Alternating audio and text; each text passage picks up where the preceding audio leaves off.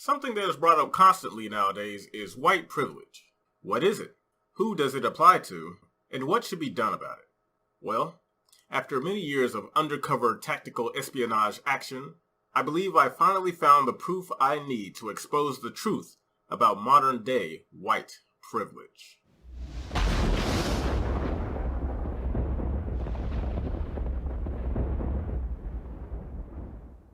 What is white privilege? According to Oprah, it is a default advantage that only white people have, which allows them to be better off than any other race in America.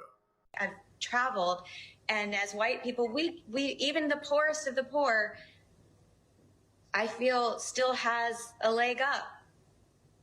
And it's and really the leg up is what I was saying. You still have your whiteness. That's what the term white privilege is. It means that whiteness still gives you an advantage no matter what. But I was going to say, and then I'll let you answer it.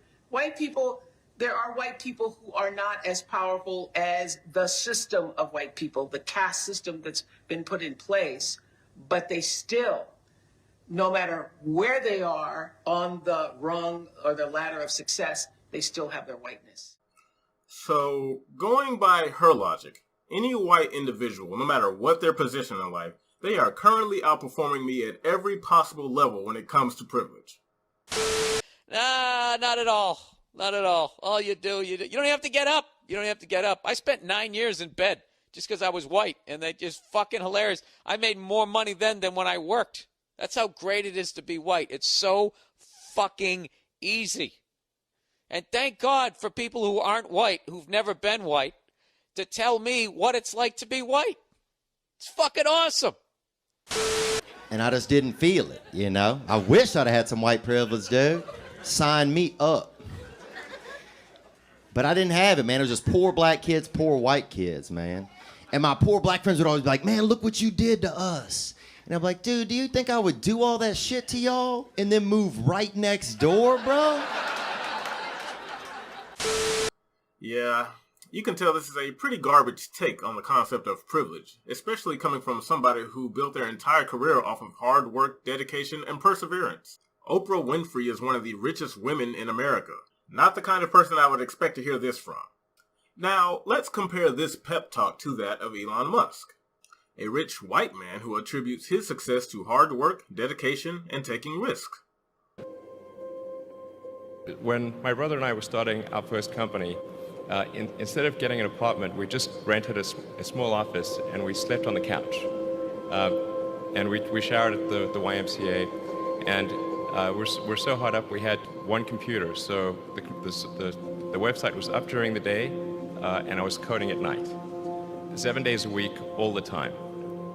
And I sort of briefly had a girlfriend in that period, and in order to be with me, she had to sleep in the office. So work hard, like every waking hour. That's the thing I would say particularly if you're starting a company. Well, that's strange. That sounds like the mind of an achiever, someone who could one day become very successful by following their goals no matter what's in their way. Oprah did that.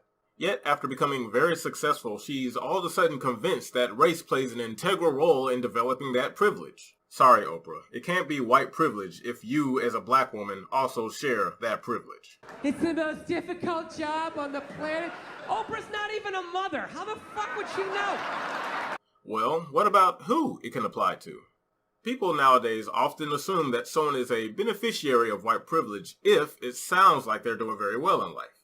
According to Ariva Martin, it applies to anyone who can be perceived as hardworking or successful.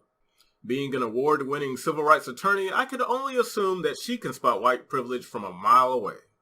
I've chosen to cross different parts of the media world, done the work so that I'm qualified to be in each one. I never considered my color the issue. I considered my qualifications the issue. Well, David, that's a whole nother long conversation about white privilege and things that you have the privilege of doing that people of color don't have the privilege of. How do I have the privilege of white privilege? David, by virtue of being a white male, you have white privilege. This whole long conversation, I don't have time to get into it. Ariva, I hate to break it to you, but you should have been better prepped. I'm black. Oh, hold on. What? You mean to tell me that black people are eligible for white privilege? Wait, but that doesn't make any sense. If a black man can be suspected of having white privilege, could it even still be considered white privilege at that point? I mean, I don't get it. It's almost as if you're saying being successful is a white trait. A few months back, the Smithsonian National Museum of African American History and Culture recently released this ridiculous document here, but they took it down pretty quick. I'll just go over a little bit of this because it's a lot. Self-reliance, being independent, rational, linear thinking, being objective, working hard is the key to success is a white thing.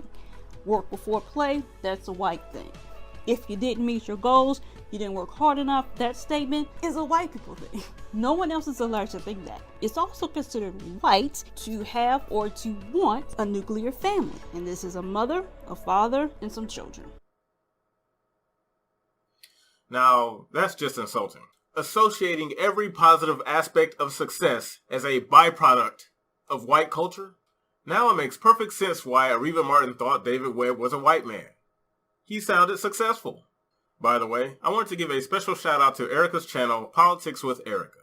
Her video that I referenced in this segment, which can be found in the description down below, does a fantastic job deconstructing the role that woke white progressives play in today's politics. It's definitely worth a watch, and I highly recommend you swing by her channel. She does good work. So the question remains, is white privilege real? And in my honest opinion, no. Now, as a black man, why do I say this? Simply because the logic required to follow it to its conclusion does not add up. White privilege cannot exist if other minority groups have comparable privileges.